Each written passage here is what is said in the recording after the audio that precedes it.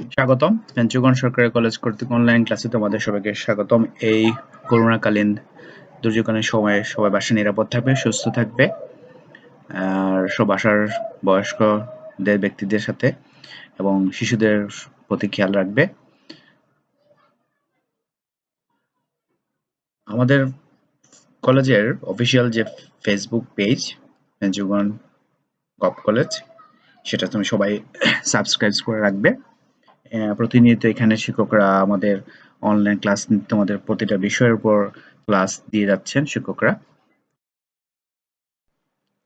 আমি দেবজ্যোতি বিশ্বাস, প্রভাষক হিসাব বিজ্ঞান, পঞ্চগড় সরকারি কলেজ। আজকে তোমাদের সামনে হাজির হয়েছি আমার ক্লাস নিয়ে।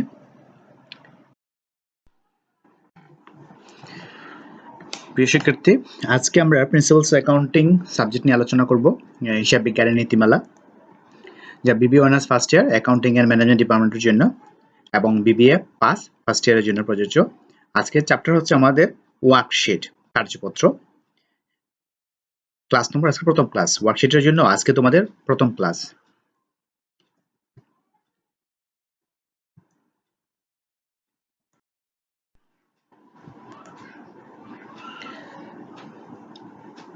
আমরা ডেফিনিশন অফ ওয়ার্কশিট মানে কার্যপত্রের সংজ্ঞা কি বলবো দেখো।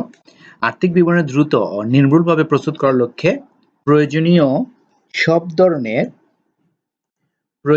ধরনের হিসাব তথ্যসমূহকে সুশৃঙ্খলভাবে লিপিবদ্ধকৃত বহুগর বিশিষ্ট সহায়ক বিবরণীকে কার্যপত্র বা ওয়ার্কশিট বলা হয়। আর্থিক বিবরণী দ্রুত ও নির্ভুলভাবে প্রস্তুত করার লক্ষ্যে প্রয়োজনীয় সব ধরনের হিসাব তথ্যসমূহকে সুশৃঙ্খলভাবে লিপিবদ্ধকৃত বহুগর বিশিষ্ট সহায়ক বিবরণীকে কার্যপত্র বা ওয়ার্কশিট বলা হয়। ফর্মস অফ ওয়ার্কশিট, কার্যপত্রের ছক। দেখো, প্রকৃতি ও প্রয়োজন অনুসারে কার্যপত্রের ছক বিভিন্ন কক্ষ বা কলাম বিশিষ্ট হয়ে থাকে। নিম্নে বিভিন্ন প্রতিষ্ঠানের প্রচলিত কক্ষ বিশিষ্ট ছক সম্পর্কে আলোচনা করা হলো। ৮ গড়া কার্যপত্র, 8 কলাম ওয়ার্কশিট। ছোট বা মাঝারি ধরনের প্রতিষ্ঠান এ ধরনের ছক ব্যবহার করে। তারা সাধারণত নিচের কক্ষসমূহ ব্যবহার করে: রেওয়ামিল বা অসমুদ্র আমিল, trial balance and unadjusted trial balance, সমন্বয়, অ্যাডজাস্টমেন্ট, আয় বিবরণী, ইনকাম স্টেটমেন্ট, স্থিতিপত্র হচ্ছে কি balance sheet. Forms of worksheet, কার্যপত্র ছক। প্রকৃতি মানে ছক বলতে আমরা এখানে কিভাবে কার্যপত্রটা উপস্থাপন করব আমরা। দেখো, প্রকৃতি প্রয়োজন অনুসারে কার্যপত্রের ছক বিভিন্ন কক্ষ বা কলাম বিশিষ্ট হয়ে থাকে। নিম্নে বিভিন্ন প্রতিষ্ঠানের প্রচলিত কক্ষ বিশিষ্ট ছক সম্পর্কে আলোচনা করা হলো। কার্যপত্র ৮ গড়া হয়, 10 গড়া হয়, 12 গড়া হয়। প্রথমে আমরা কি দেখলাম? ৮ গড়া কার্যপত্র, 8 কলাম ওয়ার্কশিট। ছোট বা মাঝারি ধরনের প্রতিষ্ঠান এ ধরনের ছক ব্যবহার করে থাকে। তারা সাধারণত নিচের কক্ষসমূহ ব্যবহার করে। কি গড় ইউজ করে তারা? রেওয়ামিল বা অসমুদ্র আমিল, trial balance and unadjusted trial balance, সমন্বয়, অ্যাডজাস্টমেন্ট, আয় বিবরণী, ইনকাম স্টেটমেন্ট, স্থিতিপত্র, ব্যালেন্স শিট। এইগুলো তোমার কার্যপত্র ছক, ফর্মস অফ ওয়ার্কশিট। এখন দেখো পরবর্তীতে হচ্ছে কি, প্রিয় শিক্ষার্থী, আজকে আমাদের ওয়ার্কশিটের 2 নম্বর ক্লাস। আমরা গত ক্লাসে একটি ক্লাস করেছি।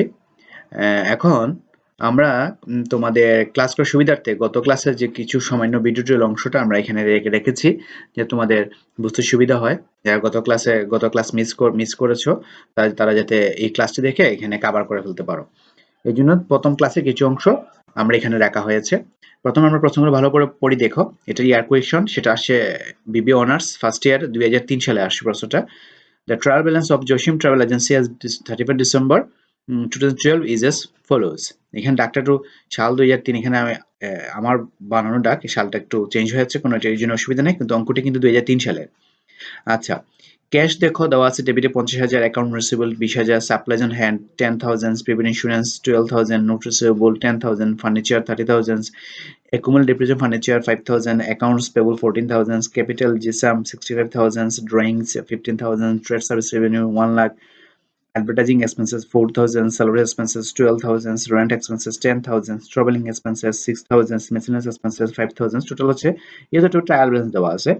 এখন আমরা যদি সবচেয়ে বেশি মোস্ট ইম্পর্টেন্ট হচ্ছে অ্যাডজাস্টমেন্ট গুলো আমি ভালো করে পড়বো। অ্যাডজাস্টমেন্ট দেখি ভালো করে পড়ি আমরা। এক নম্বর অ্যাডজাস্টমেন্ট হচ্ছে an inventory shows that টাকা 3000 of the supplies are on the hand of the end of the year. হাতে কত আছে? সাপ্লাইজ 3000 টাকা supplies. The prepaid insurance represent for 2 years policy from January 1, 2012. 3 নম্বর বলছে কি salary incurred but unpaid at the end of the year is 4000. 4 number adjustment বলা হয়েছে the depreciation expenses for their on the furniture is টাকা 3000. 5 নম্বর adjustment বলেছে কি বলা হয়েছে telephone bill for December is unpaid টাকা 400. আমাকে কি বলছে করাজুরিকার প্রিপারে 10 কলাম ওয়ার্কশিট। এই হচ্ছে আমার পুরো প্রশ্নটা ওয়ার্কশিটের প্রশ্নটা। আমরা ভালো করে প্রশ্নটা পড়বো। এটা অনার্সে 2003 সালে আসছে। আচ্ছা, এখন আমরা সমাধানে চলে যাই। নেক্সট সমাধানে কি আলোচনা এখানে আমরা অঙ্কটি সমাধান করব। এখন অঙ্কতে সমাধানে চলে আসলাম। দেখো তোমাদের সামনে সমাধান। এখন কি বলছে Jasim travel agency worksheet for the month ended 31 December 2012। 10 column worksheet যেহেতু account title trial balance adjustment adjust trial balance income statement এবং ব্যালেন্স শিট। পরীক্ষায় সাধারণত 10 কলাম ওয়ার্কশিট পরীক্ষা আসে।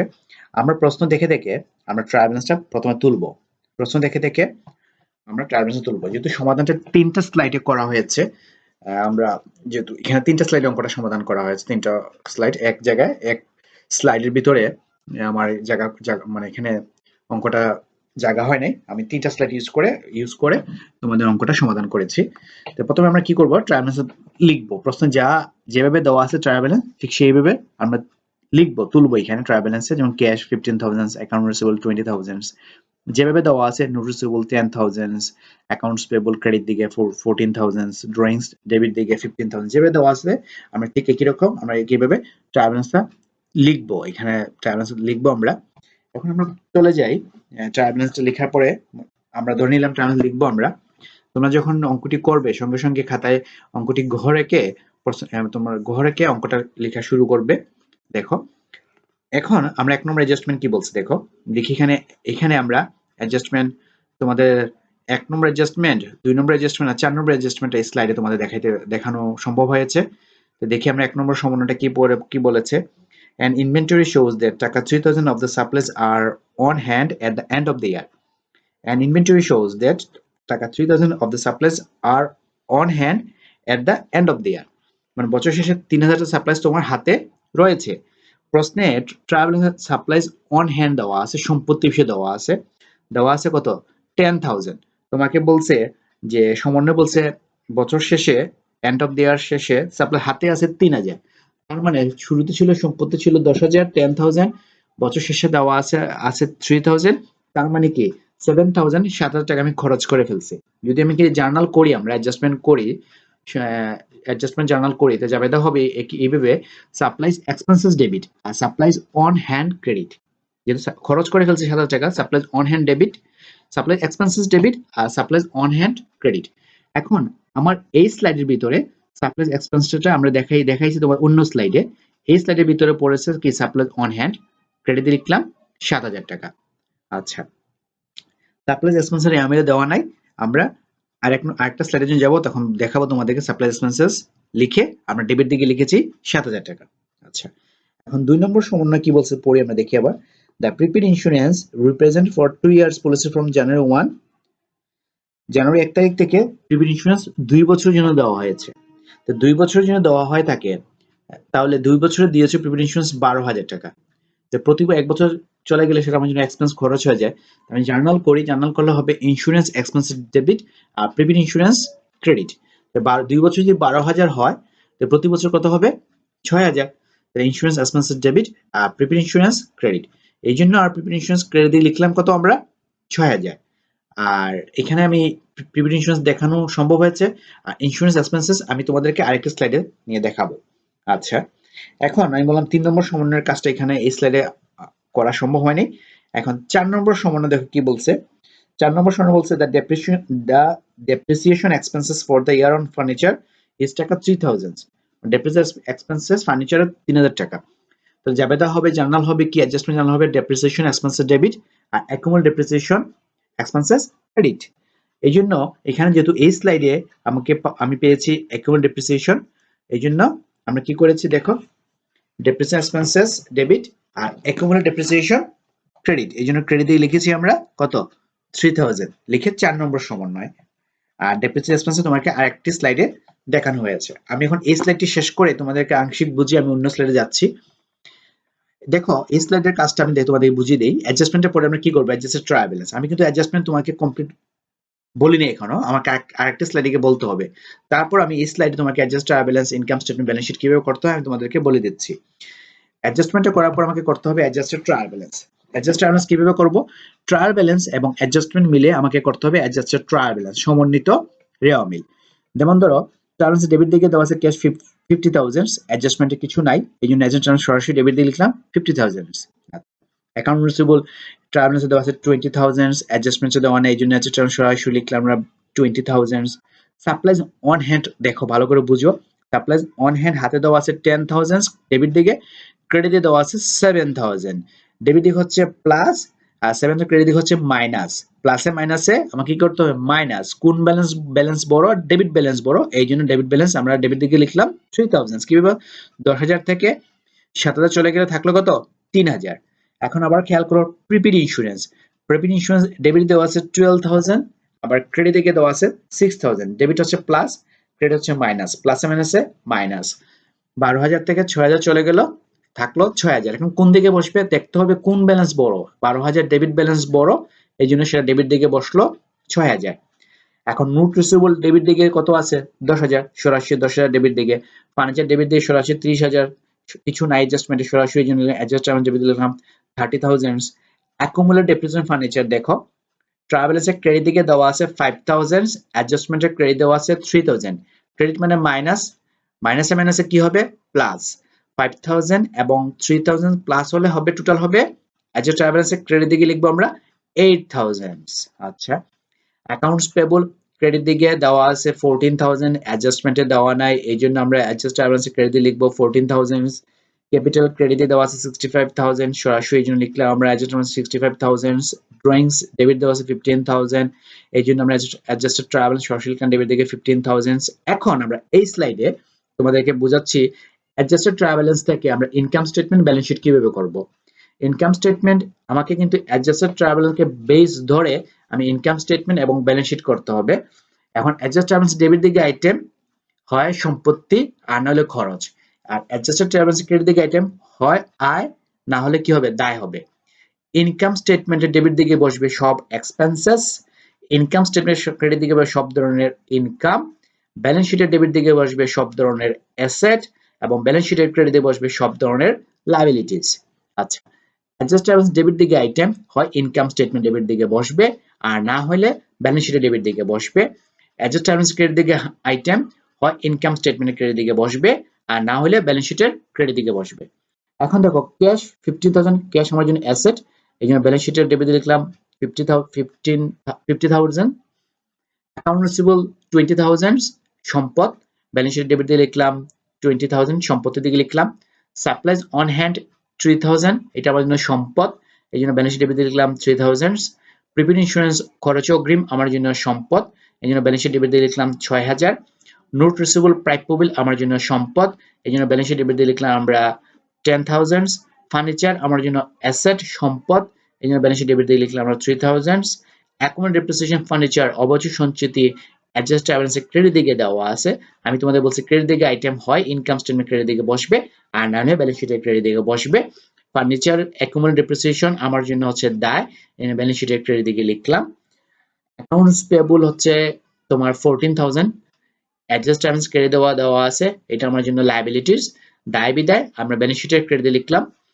ক্যাপিটাল আমার জন্য 65,000, আমার জন্য লায়াবিলিটি মালিকানা সত্ত্ব, এই জন্য লিখলাম ব্যালেন্স শিটের ক্রেডিট দিকে 65,000। ড্রয়িং হচ্ছে 15,000, ব্যালেন্স শিটের ডেবিট দিকে। আচ্ছা, এই হচ্ছে আমার এই স্লাইডের কাজগুলো তোমাদেরকে বোঝানো হয়েছে। এখন আমরা পরবর্তী স্লাইডে চলে যাই।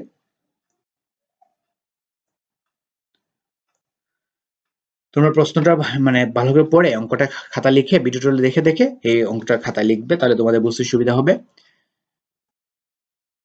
দেখো ঠিক একই রকম দেখো আমরা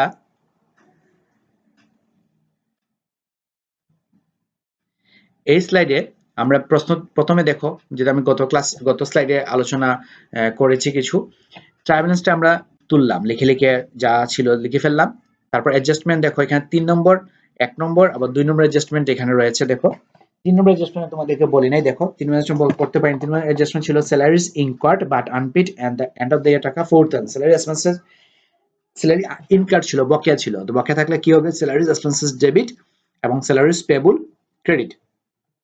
আজকে প্রশ্নে তোমাদের স্যালারিজ এক্সপেন্সেস প্রশ্নে দেওয়া ছিল দেখো আমরা অ্যাডজাস্টমেন্ট গুলাকে একটু লাল ফন্টে তোমাদের বোঝানোর চেষ্টা করেছি। স্যালারি এক্সপেন্স ডেবিট ছিল 4000 এবং স্যালারিজ পেয়েবল কিন্তু দেওয়া ছিল না বিদায় আমি নতুন করে স্যালারিজ পেয়েবল লিখতে হয়েছে ক্রেডিট দিয়ে লিখলাম 4000। আচ্ছা এখন এখানে সমন্বয় 1 নম্বর সমন্বয় ছিল কি ওই যে সাপ্লাইজ অন হ্যান্ড হাতে ছিল সাপ্লাইজ 7000 আমরা এখানে সমন্বয় কি করেছিলাম সাপ্লাইজ এক্সপেন্সেস ডেবিট এবং সাপ্লাইজ অন হ্যান্ড ক্রেডিট। তোমাদেরকে সাপ্লাই অন হ্যান্ড আগের স্লাইডে দেখাতে পেরেছি। এখন দেখো সাপ্লাই এক্সপেন্সেস অ্যাডজাস্টমেন্ট ডেবিট দিকে 7000। আচ্ছা তারপর দেখো তোমার 2 নম্বর সমন্বয় কি ছিল the prepaid insurance represent for 2 years policy. Prepaid insurance 2 বছরের জন্য ছিল 2 বছর থাকলে অ্যাডজাস্টমেন্ট কি হয়েছিল insurance expenses debit prepaid insurance credit. Prepaid insurance প্রশ্ন দেওয়া ছিল যেটা যা তোমাদের আগের স্লাইডে দেখিয়েছিলাম তোমাদেরকে এখন নতুন করে লিখতে হয়েছে কি ইন্স্যুরেন্স এক্সপেন্সেস অ্যাডজাস্টমেন্ট ডেবিট দিকে 6000। ঠিক একই রকম আমরা অ্যাডজাস্টমেন্ট এই স্লাইডে অ্যাডজাস্টমেন্ট ট্রায়াল ব্যালেন্স এবং অ্যাডজাস্টমেন্ট মিলে আমাকে করতে হবে অ্যাডজাস্ট ট্রায়াল ব্যালেন্স দেখে করতে হবে ইনকাম স্টেটমেন্ট এখান থেকে ইনকাম স্টেটমেন্ট এবং ব্যালেন্স শিট একসাথে করতে হবে। আমরা আগে দেখো ট্রেড সার্ভিস রেভিনিউ ট্রাভেল ছিল 1 লাখ আমরা সরাসরি অ্যাডজাস্টমেন্ট ছিল না আমরা অ্যাডজাস্ট ট্রাভেল লিখলাম 1 লাখ। অ্যাডভান্স এক্সপেন্সেস সরাসরি লিখলাম adjustment travel 4000 salary expenses debit দিয়েছিল 12000 অ্যাডজাস্টমেন্ট ডেবিট দিয়ে 4000 ডেবিট মানে প্লাস প্লাসে প্লাসে প্লাস 12000 4000 16000 ডেবিট দিয়ে 16000 রেন্ট এক্সপেন্সেস 10000 সরাসরি 10000 ট্রাভেলিং এক্সপেন্সেস ট্রাভেলসে দেওয়া আছে 6000 অ্যাডজাস্টমেন্টে দেওয়া নেই এই জন্য আমরা অ্যাডজাস্ট সরাসরি লিখলাম 6000 মিসেলেনিয়াস এক্সপেন্সেস ডেবিট দিয়ে দেওয়া আছে 5000 অ্যাডজাস্ট সরাসরি লিখলাম 5000 সাপ্লাই এক্সপেন্সেস 7000 সরাসরি লিখলাম 7000 ইন্স্যুরেন্স এক্সপেন্সেস 6000 সরাসরি অ্যাডজাস্ট 6000 স্যালারিজ পেয়েবল ক্রেডিট দিয়ে দেওয়া আছে 4000 অ্যাডজাস্ট আমরা ক্রেডিট লিখলাম 4000। এখন আমরা অ্যাডজাস্ট ট্রাভেলস দেখে আমরা করব ইনকাম স্টেটমেন্ট এবং কি balance sheet. Trade service revenue দেওয়া আছে 1 লাখ এটা ক্রেডিট দিকে ইনকাম এই জন্য ইনকাম স্টেটমেন্ট ক্রেডিট লিখলাম 1 লাখ। অ্যাডভার্টাইজ এক্সপেন্সেস 4000 খরচ এক্সপেন্সেস এর ইনকাম স্টেটমেন্ট ডেবিট দিকে 4000 স্যালারি এক্সপেন্সেস তোমার জন্য খরচ ইনকাম স্টেটমেন্ট ডেবিট দিকে 16000 রেন্ট এক্সপেন্সেস 10000 তোমার জন্য খরচ ইনকাম স্টেটমেন্ট ডেবিট দিকে 10000 ট্রাভেল এক্সপেন্স তোমার জন্য খরচ ইনকাম স্টেটমেন্ট ডেবিট দিকে 6000 মিসেলেনিয়াস এক্সপেন্সেস তোমার জন্য খরচ ইনকাম স্টেটমেন্ট ডেবিট দিকে 5000 supply expenses 7000 income statement debit 7 তোমার জন্য খরচ ইন্স্যুরেন্স এক্সপেন্সেস তোমার জন্য খরচ বিদায় ইনকাম স্টেটমেন্ট ডেবিট দিকে 6000 স্যালারিজ পেয়েবল অ্যাডজাস্টমেন্ট ট্রাভেলস 4000 তোমার জন্য লায়াবিলিটি দায় হলে লিখবো আমরা ব্যালেন্স শিটের ক্রেডিট দিকে 4000। এই হচ্ছে আমার 2 নম্বর স্লাইডের ওয়ার্কশিট আরেকটা স্লাইডে শেষ হবে অঙ্কটা দেখো এখন এই হচ্ছে টোটাল প্রশ্নটা তুমি মানে সমাধানটা খাতা লিখো সমাধানটা বার করে লিখবে লেখার পরে দেখো তুমি অঙ্কটা পুরোপুরি বুঝতে পারবে।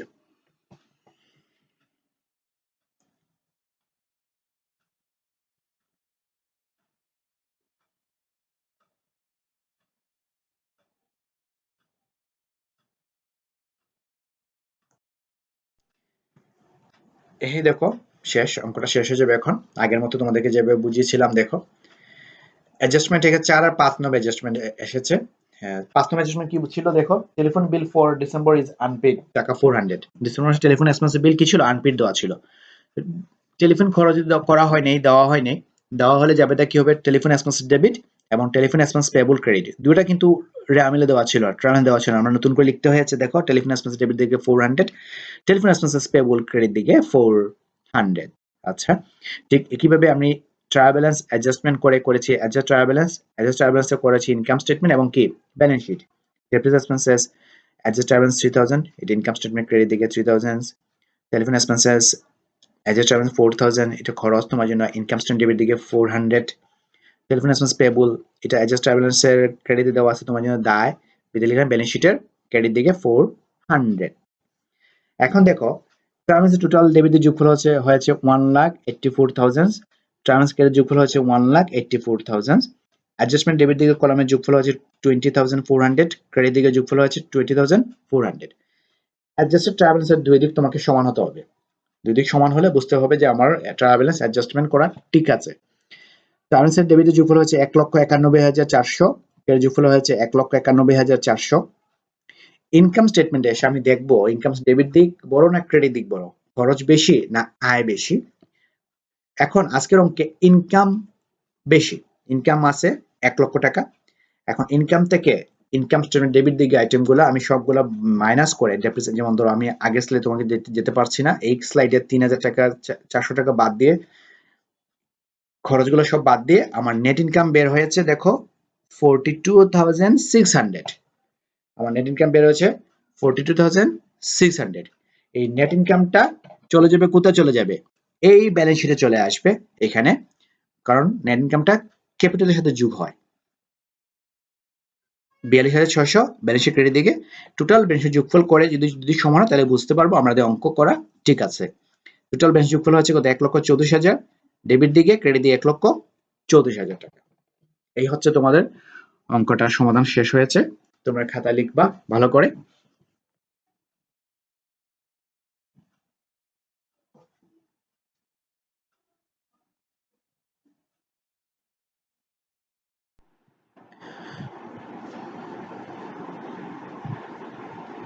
সবাই ভালো থাকো, সুস্থ থাকো, নিরাপদে থাকো। আর ফ্রেন্ড যুগান্ত সরকারি কলেজের ক্লাসগুলো অনলাইনে দেখো এবং বাসায় নিয়মিত পড়াশোনা চালিয়ে যাও।